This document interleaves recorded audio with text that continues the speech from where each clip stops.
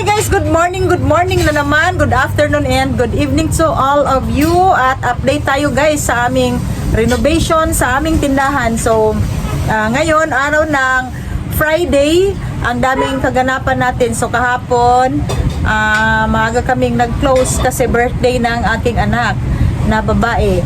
Tapos guys, dahil ang aming ang aming tindahan, ang aming building ay may nagtatrabaho, so ngayon nabulabog ang mga kalaban ng tindahan, no?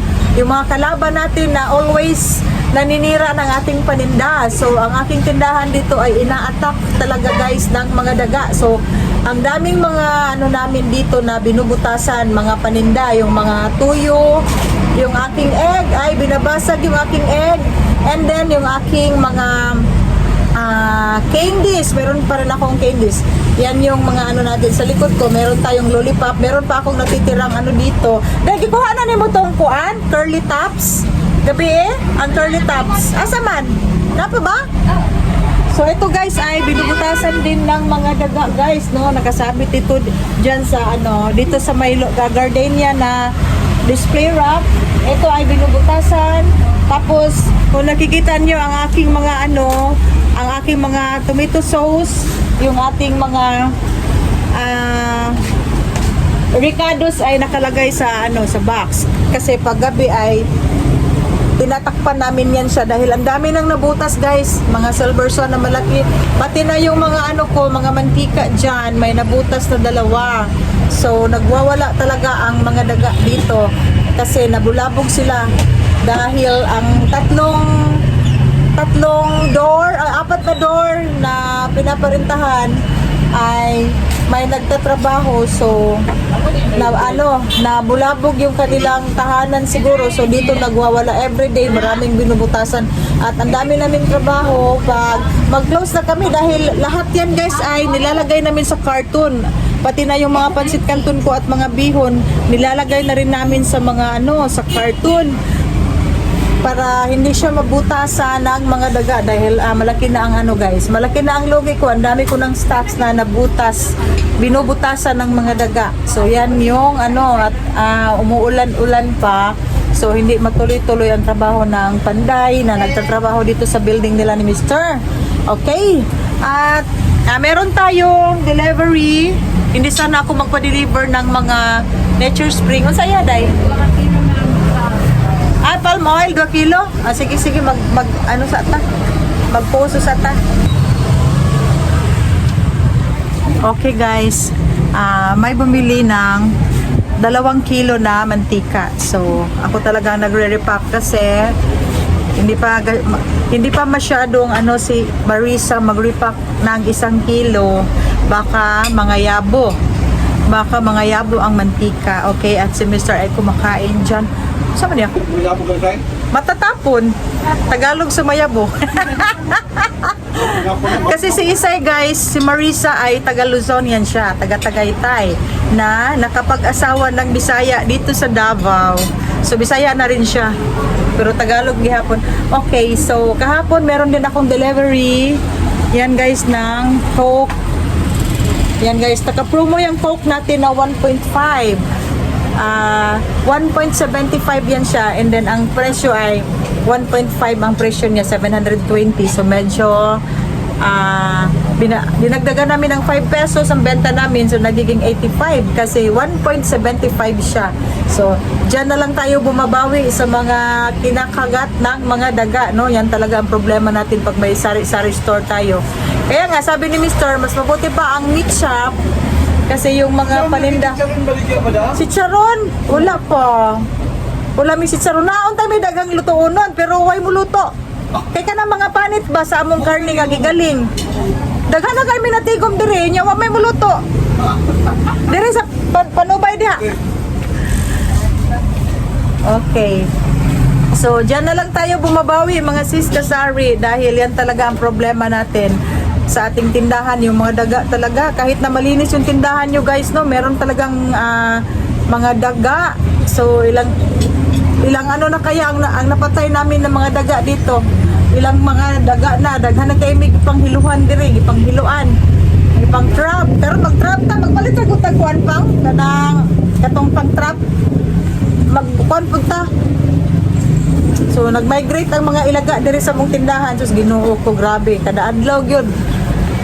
Okay, so hindi siya pwedeng palitan kasi yung mga stocks na binubutasan ay hindi siya galing sa panel. Sa Lots for Less, sa Great Tool namin binili. Okay. At meron tayong kahit malamig may ice candy tayo na naibenta. Meron akong ice candy dito, yung ice cream day na napakasarap. 8 pesos ang benta namin, guys. Tapos 10 pesos ang benta namin. Ito, papakita ko sa inyo ang ating ice cream day. Reverse na lang natin. Okay guys, ito yung mga ice cream day na sinasabi ko. So pina-level up na talaga ang mga ice candy ngayon, no? Nung una yung mga ice candy nakabalot pa ng ice candy wrapper. Pero ngayon guys, ang gandang tingnan ng kanyang packaging. So hindi na siya ice candy, ice creamy pala, ice creamy. Ito ay maraming flavors. So merong OB, merong durian, merong cookies and cream, merong choco. So ito ay patok na patok ngayon ang ice creamy. Ice candy na ito. 8 pesos ang puhunan. Ang benta namin ay 10 pesos. Okay, at meron na tayong na-repack na 1/2 kilo na mga french fries. Dito natin dinidisplay kasi maluwag na yung freezer. Hindi muna ako nag-order sa Selecta guys kasi malamig ang panahon. So ito guys, yung mga natin, binutasan yung ating curly tops. So yung mga hindi nabutas, nilagay ko na lang dito at ibebenta ko ng 2 pesos each. Tapos malaki ang ating karning baboy ngayon. 40 kilos, 40 plus, mga 42. So ito yung pork belly na na-debone na. Ito ay ready to display sa ating lamesa. And then mahina ngayon guys ang ating frozen foods kasi walang pasok, umuulan, na-suspended ang klase ng mga paaralan. So ngayon ay Friday, expected na talaga natin na mahina ang karning baboy natin. Matumal tayo ngayon dahil first Friday of Lent. So meron tayong whole na bangus. Yan na lang guys kasi may naibenta na tayo, and then yung iba ay dinala sa bahay para ulam namin. And then guys, ito yung dalawang case na 1.75 at 720 pa rin ang presyo. Okay, at ito guys ang aking Nature Spring. Yan guys, 11 cases ito lahat. Ngayon lang dineliver. Kahapon nandito sila pero close pa ako dahil mga 11 na yata kami nag-open kahapon, 11 ng umaga. So ngayon na dineliver. Naubusan na talaga ako ng mga mineral water. So wala na tayong display dito kung ano-ano na lang ang nilagay ko sa aking sa aking gondola ng Nature Spring. So eto ay ginawa akong 11 cases kasi meron na akong naiipon na 189 boxes ng Nature Spring. So pag umabot siya ng 200 boxes guys, ay meron na akong free na 10 kahon kasi exclusive ako sa Nature Spring. Pero hindi ganong restricto ang ating ahente. Meron akong dito, Absolute, kasi yan yung dinidisplay ko sa bahay namin, hindi nagdala ako dito. Tapos wala silang 6.6, so nagdala ako dito ng mga Absolute. Okay, so ang laking bagay na meron tayong free na 10 cases na mga Nature Spring. Tapos guys, ang aking pipiliin talaga ay itong 500 ml sa free. So pwede tayong mamili. Dahil pag 1 liter, pareho silang malakas guys 1 liter and 500 ml. Tapos, ang laman niya ay 35 pieces. So sa 15 pesos ang benta natin, umabot siya sa 10 case ng 5,250. Ang 1 liter, 25 ang benta ko dito. Umabot lang yan ng 5,000 pesos sa 10 case. So ito ang pipiliin ko na free. Okay, so yan talaga ang sinasabi ko sa inyo na pag may tindahan ka, maraming opportunity na darating, maraming free. Diyan makakuha tayo sa supermarket, yung mga bundle, yung mga tie-up, diba? So maganda talaga ang magnegosyo. Okay, yan lang guys ang update natin ngayong Friday ng hapon na. So mamaya mag-display na kami dito sa aming lamesa. Marami tayong loaf bread kasi kahapon nag-deliver sa atin si Gardenia, pero umuulan sa labas. Parang hindi natin ma-display pag lumalakas pa yung ulan, ay hindi na natin yan ma-display dyan. Tapos yan yung mga wala na namang nagtatrabaho ngayon kasi malakas ang ulan, and then nagkakabit sila ng mga yero sa bubong namin. So pending na naman ang trabaho ng mga pandays. So mingaw kaya among side diri guys, very mingaw kaya wala naman among silingan. Wala pa ang boteka, wala pa ang dry goods diri, kani bakante ni siya. So money update. Okay, so yan yung aming tindahan, may naikabit na yung yero sa tindahan namin. So eto pa, ang amin ang inuuna, so doon hindi pa. Okay, sirang-sira na talaga guys ang mga yero dahil tinatapakan ng mga panday. Okay, ito yung ating peanut butter na napakalakas. 50 pesos ang maliit, yung malaki ay 70. Meron pa tayong loaf bread and mga sandwiches, mga sandwich bread. Yan guys, ito lang ang display namin pag morning.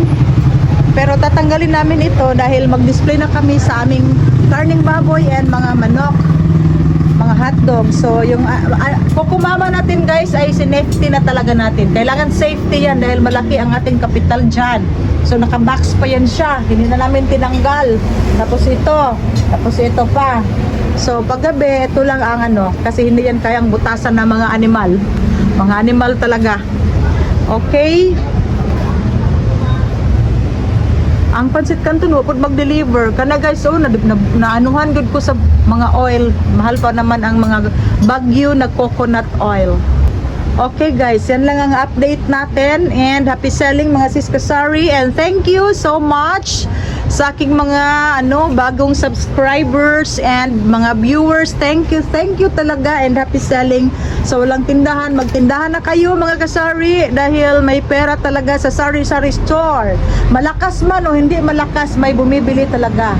Okay, lalong-lalo na pag marami kayong coke, marami kayong load, marami kayong rice, mantika, mga bulad, mga tuyo, yan yung pinaka saleable and basic sa sari-sari store. Ito ay dagdag lang yan guys, pang social yan siya, occasional, may bumili lang dyan pag may okasyon.